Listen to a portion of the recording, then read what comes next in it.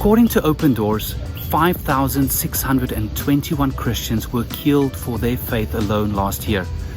Christians included in this number are from a country ranked 31st on the World Watch list, where Christians suffer high and extreme levels of persecution.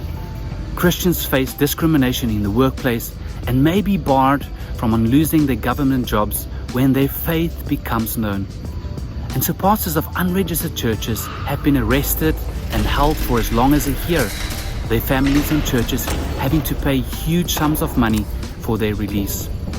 And so as we gather church planters from various regions within this closed country, there was a great excitement to report as 15 new churches were planted over the last 6 months.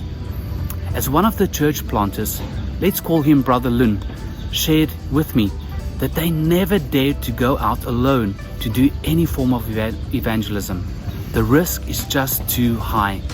And the cost of preaching the gospel could not only lead to imprisonment, but also death, as our dear brother tells about a fellow Christian preacher who had previously been arrested for evangelism and was later found dead and badly beaten a few days after disappearing.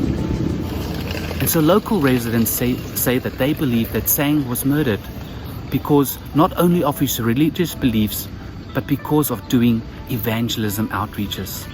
The law on the evangelical church, which took effect in December 2019, gives Christians the right to conduct services and preach throughout the country. But they still often face opposition from residents or local authorities in this predominantly Buddhist nation. And so Brother Lun remembers how local authority first arrested Pastor Sang in August of 2018 because he held weekly meetings in his house to preach to the local villagers. And so authorities tried to force him to sign a document denouncing his Christian faith and pledging that he would stop preaching, but he refused and was of course jailed for 3 days and then fined. And so Brother Lun and those leaders who are gathering for our church planting training believes that Pastor Sang was murdered because of his Christian belief. Brother Lun says that each district and village is different in terms of tolerance towards other religious beliefs, and some provinces are strict and some are more loose when it comes to harassment. And so the next time when Brother Lun goes out to a remote village to plant his third church, they know that the price that it will cost them.